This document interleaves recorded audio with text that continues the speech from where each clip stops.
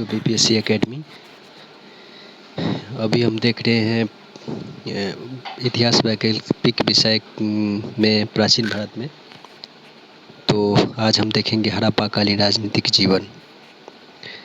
हड़प्पाकालीन अभिलेखों का उद्वाचन नहीं होने के कारण हड़प्पाकालीन राजनीतिक जीवन के विषय में निश्चयपूर्वक कुछ कहना कठिन है, परंतु उत्खनन के आधार पर हमें जो वस्तुएं प्राप्त हुए हैं उस आधार पर हड़प्पाकालीन राजनीतिक जीवन के विषय में अनुमान लगाया जा सकता है।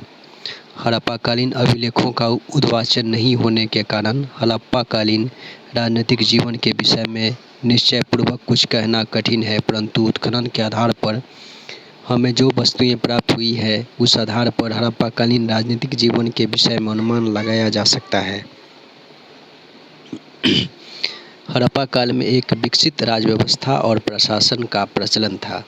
हड़प्पा काल में एक विकसित राज्य व्यवस्था एवं प्रशासन का प्रचलन था। हड़प्पाकालीन विभिन्न स्थलों के उत्खनन से राजप्रसाद का साक्ष्य मिला है। हड़प्पाकालीन विभिन्न स्थलों के उत्खनन से राजप्रसाद का साक्ष्य मिला है, जिसमें शासक एवं प्रशासक वर्ग के लोग रहते थे। वस्तुतः हड़प्पाकालीन राजनीतिक जीवन की सबसे बड़ी विशेषता एकरूपता और समरूपता के रूप में देखने को मिलती है। अर्थात जितने भी हड़प्पाकालीन स्थल प्राप्त हुए हैं उसमें लगभग एक समान नगरीय जीवन देखने को मिलता है, जैसे नगरों का निर्माण तथा नगर में प्रचलित अन्य व्यवस्थाएं। हड़प्पा में एक विकसित राज्य व्यवस्था और प्रशासन का प्रचलन था। हड़प्पाकालीन विभिन्न स्थलों के उत्खनन से राजप्रसाद का साक्ष्य मिला है, जिसमें शासक और प्रशासक वर्ग के लोग रहते थे। वस्तुतः हड़प्पाकालीन राजनीतिक जीवन की सबसे बड़ी विशेषता एकरूपता और समरूपता के रूप में देखने को मिलती है। अर्थात जितने भी हड़प्पाकालीन स्थल प्राप्त हुए हैं उसमें लगभग एक समान नगरीय जीवन देखने को मिलता है, जैसे नगरों का निर्माण तथा नगर में प्रचलित अन्य व्यवस्थाएं। धौलावीरा को छोड़कर अन्य प्रमुख नगर दो भागों में विभाजित है। धौलावीरा को छोड़कर अन्य प्रमुख नगर दो भागों में विभाजित है। मुख्य रूप से पश्चिमी भाग राजप्रसाद वाला क्षेत्र होता था, जबकि पूर्वी सामान्य जनता का निवास स्थल होता था।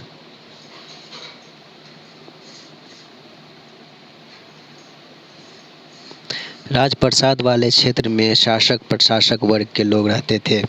संभवतः ये लोग दैवीय राजतंत्र का सहारा लेकर शासन करते थे। हड़प्पा काल में शासक वर्ग युद्ध की अपेक्षा शांति को अधिक महत्व देते थे। हड़प्पा काल में शासक वर्ग युद्ध की अपेक्षा शांति को अधिक महत्व देते थे। हड़प्पा सभ्यता के उत्खनन से अस्त्र की प्राप्ति न्यूनतम मात्रा में हुई, जिससे स्पष्ट होता है कि राजा शांतिप्रिय नीति में विश्वास रखते थे। हड़प्पाकालीन शासन व्यवस्था संभवतः पुरोहितों या वणिक वर्ग के हाथ में था। हड़प्पा सभ्यता के उत्खनन से नगरीय जीवन का समस्त विशेषताओं का साक्ष्य मिला है, जैसे उत्तम कोटि के भवन निर्माण, सड़क निर्माण, नालियों का निर्माण, कूड़ादान एवं रोशनी की व्यवस्था, साथ ही नगरों के साफ सफाई तथा सुरक्षा का पूर्ण प्रबंधन मिला है, जिससे स्पष्ट होता है कि एक सुदृढ़ नगर निकाय कार्य करती थी। हड़प्पाकालीन कर व्यवस्था के विषय में कोई ठोस साक्ष्य नहीं मिला, परंतु उत्खनन से बड़े बड़े अन्नागार या धान्य कोठार के साक्ष्य मिले हैं, जिससे यह स्पष्ट होता है कि जनता से कर के रूप में अनाज लिया जाता था।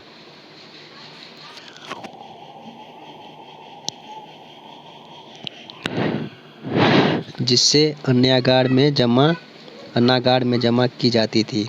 प्राकृतिक आपदाओं के समय इससे जनता को सहायता दी जाती थी। हड़प्पाकालीन विभिन्न स्थलों के उत्खनन से जो साक्ष्य प्राप्त हुए हैं उसके आधार पर हड़प्पा एवं मोहनजोदड़ो को सर्वाधिक विकसित अवस्था में पाया गया है। इन नगरों में प्राप्त बहुत सारे